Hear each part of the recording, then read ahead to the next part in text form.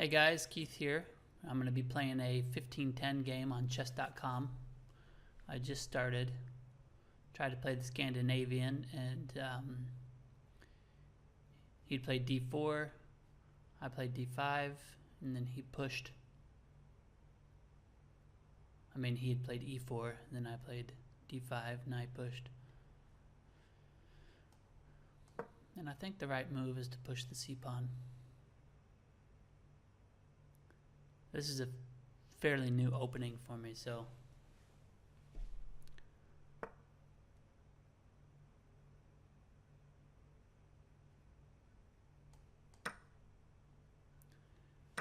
not sure of the exact lines, but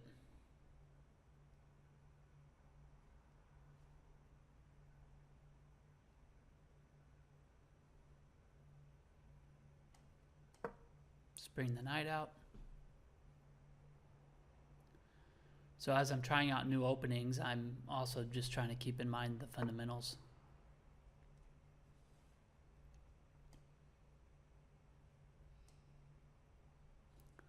Oh, messed up the recording there. Resizing my internet window.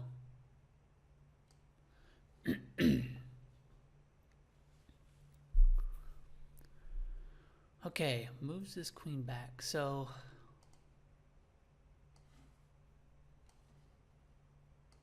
let me just move this over here. I'm just looking at my notes here. I keep notes on the board so I can try to remember what the fundamentals are. Develop pieces, control the center, king safety, coordination. So I like to just reference them so I can try not to make any mistakes.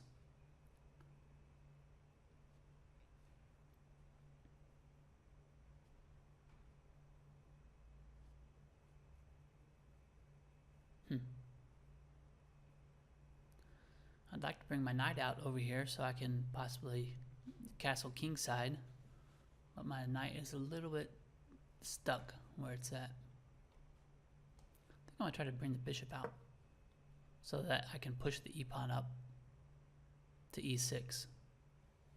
And then I can bring my knight, possibly bring my knight out later to e7.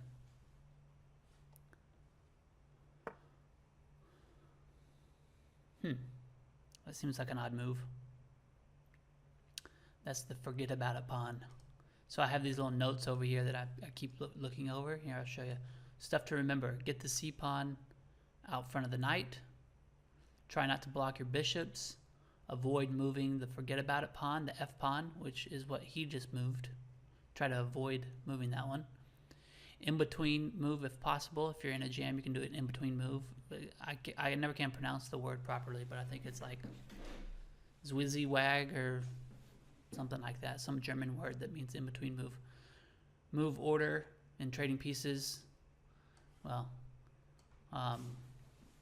anyway, so I actually have a few different post-it notes over here trying to remind me of my mistakes.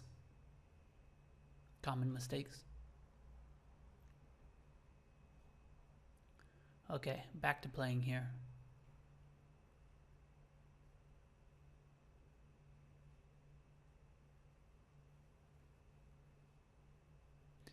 If I move my f-pawn up and he takes, okay, if he doesn't take, I think I just said don't move your forget about it pawn, but in this case, maybe there's an exception to the rule. Because if I move to f6, I need to get rid of this guy. Then what could he do? He could pass, not take, in which case I can take him there, and he moves another one up there, and I can come in with my knight. Or he could push to e6,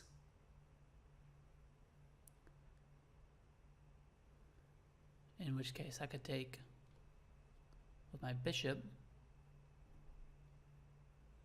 I think we need to try to get rid of this guy. Unless I'm missing something, this might work. because I want to continue to develop all my pieces. I don't want to be messing around with a bunch of nonsense. And it looks like we're getting into some nonsense with his moves already. Sometimes I fall into playing somebody else's game instead of my own. I have this other set of post-it notes over here too. I'll just leave it up for a second.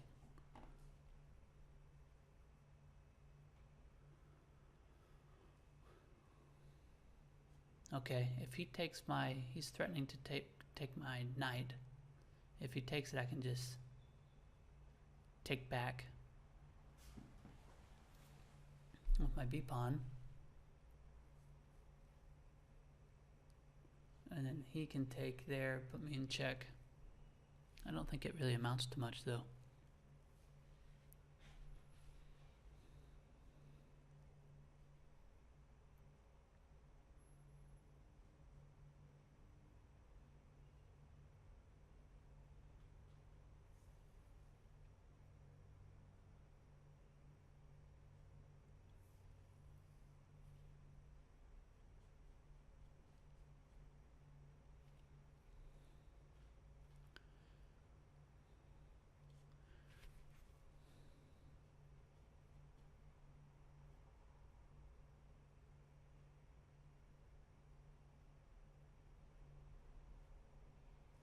Just trying to think. This is a situation where I'm thinking move order is important because he is going to try to take out my knight, and I was going to use the knight on c6 to deal with a pawn over here on e5. So if I take e5, he takes my knight, I take his bishop, and then he comes over here and takes the pawn that I put there, then I still have an issue with getting my knight out. And I want to get rid of this e5 pawn.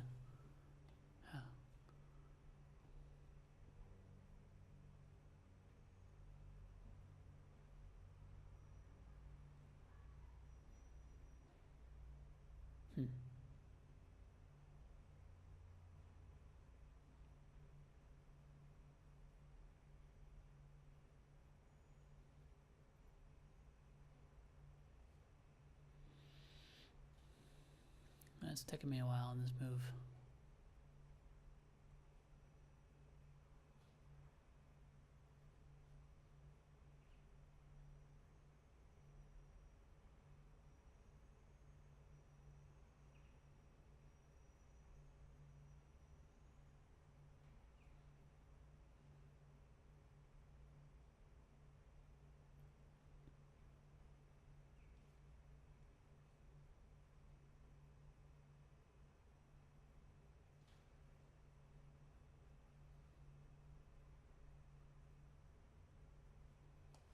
I'm gonna move this rook over to c8.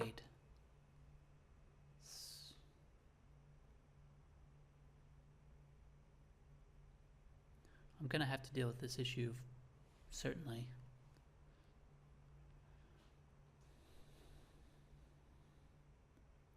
See what he does. Oh yeah, so here was my list. Look at what your opponent's threatening. I have that one highlighted because I have a big problem with focusing on my own strategy and plan and starting to ignore what it is that they're threatening, and I lose a lot of pieces that way. Watch for undefended pieces. Number 3, the coordination of pieces. Number 4, typical mistakes, slow development, moving same piece twice, bad pawn movement early on, undefended pieces. 5, pawn play. Sometimes I get ahead in development, but I don't capitalize on it because I don't look to break open the center with a pawn, and so my development advantage wanes over time. 6, trades. You know, beginners, they like to trade a lot, but you need to look to see if the trade is worth it or valuable, and sometimes you can make them come to you for the trade rather than you going to them, and trades can sometimes help you develop. Or in the case where you take their pieces, it could be helping them to develop. So you're trading down material, but they're developing at the same time, or you are. Anyway, I have these post-it notes all over my computer actually, trying to help me remember. Here's another one. They basically all say similar stuff. Blunders, undefended pieces, missing opportunities, identifying the opponent's threats. So, I have that one on every post-it note because I always, an in-game for me is tough. Often I'm up a lot of material, but I don't trade down like they say that you should. Once you get up a good amount of material, you want to trade pieces to make your material advantage that much more pronounced. And I tend to not do that because I'm so horrible at the end game that I just keep trying to go for the checkmate instead, and then I sometimes lose it from blundering. See, another post-it. Develop pieces, control the center, king safety, gaining space, keeping the initiative, bishop pair, trying to keep your bishop pair because it's better than the knights in some cases. Pawn structure, coordination. Meanwhile, as I'm trying to keep track of all that stuff, I'm trying to also focus on the game and what my opponent's doing.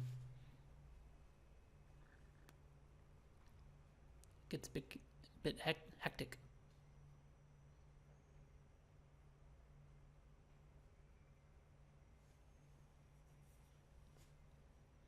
Okay, so I could take with the rook, or I could take with my pawn. If I take with my b pawn to capture on c6, then my a pawn is kind of left on his own. If I take with the rook, then I'm threatening his queen, and my rook is protected from the b7 pawn. So maybe that one looks like the better move. Plus it helps me to develop a little bit, I believe, getting my rook out and being here on the 6th rank. Okay, let's do that.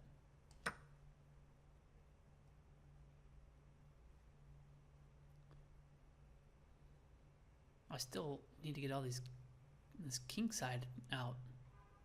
It's making me nervous.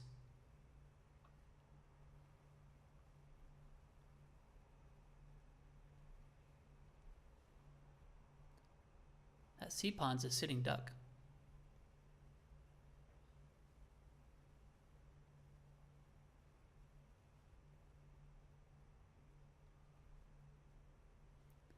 And actually, his that's a good point. Let's look for my undefended pieces and look at his undefended pieces. Right now, his g2 pawn is undefended. If I could come in there and possibly even threaten the rook, if I could get my bishop out. Also currently, his c2 pawn is going to be attacked by my bishop and also my rook.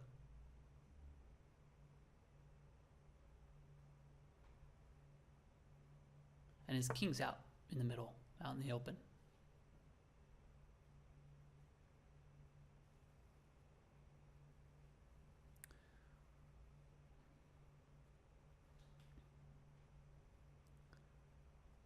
It really seems like I'd be able to capitalize on something here. So I guess he's threatening with this queen. He's threatening my queen. And then if we trade queens,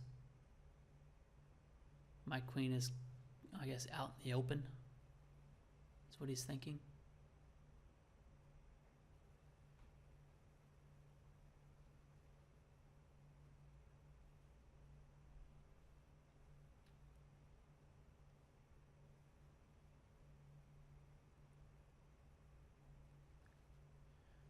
I mean, it looks like, what am I talking about? I could just take his queen. I'm looking at his threats. It looks like he just blundered his queen. And I'm putting him in check. How do I not see that just like immediately just go, oh, he blundered his queen. I actually had to think through that a bit. Well, he might just resign now. Who knows?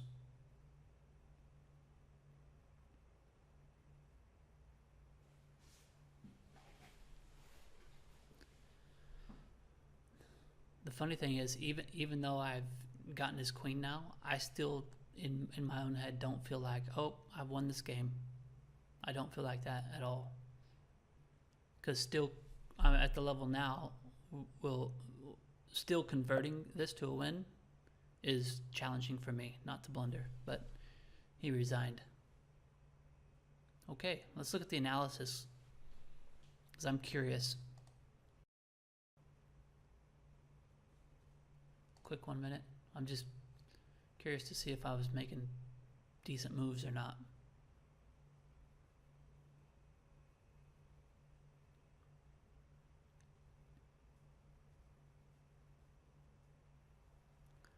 I see it showed a mistake already. Okay, so black, we had 6 excellent moves, 2 good moves, 0 inaccuracies, and 1 mistake. Well, that's not too bad. White, 3 excellent, 1 good, 4 inaccuracies, and 1 blunder, which was the queen. Well, let's just go through this real quick. Let's start at the beginning. Okay. He played e4. We played the Scandinavian with d5. I'm just starting to learn this. He played e5. I think the typical move is to take on e5, but he pushed forward. And I'm curious if I did make a decent reply to that. c5, yeah, it looks like c5 was the right move.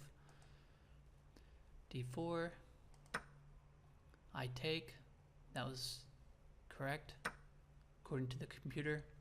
He takes the queen, which was correct. Bring the knight out. Queen moves. Bring the bishop out, so not to trap it. I guess I couldn't trap it, but I could trap it if I had tried to move my e-pawn up later. I would have trapped that bishop in. Something I'm trying to stop doing. Okay, and here was my mistake. What was that? He had moved that pawn, and I went f6. And it's saying I should have went e6.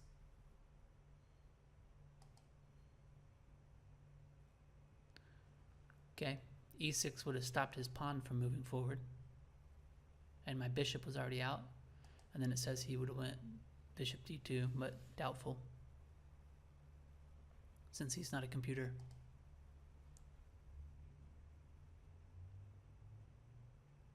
Okay, e6 protects my bishop, because once I put my bishop out there, it was unprotected. So bringing that up, that makes a good pawn chain here. Protects this pawn, protects that bishop. Gives another outlet for my queen, and gives another outlet for my bishop on f8 to come out. So you saw the problem that I had gotten myself in. Everything was trapped over here. So it's good to go through this, because just moving a simple move like e6 really helps out with being able to get my queen out both sides, being able to get my bishop out both ways, and also being able to get my knight. I could bring my knight over here out to e7. So one simple move like that would have gotten me out of the cramped trouble I had gotten myself in. Okay, good to know. Let's go back to I think that was it. Blunder, game over. Okay, well, got another win, so that's good. Thanks for tuning in if you tuned in. And I'll try another game later. Hopefully we can get a game where I play it all the way to the end. I played one earlier, but I didn't record it. So maybe I'll just go through the analysis of that one and put it up. It was an interesting game. That's all for now. See you later.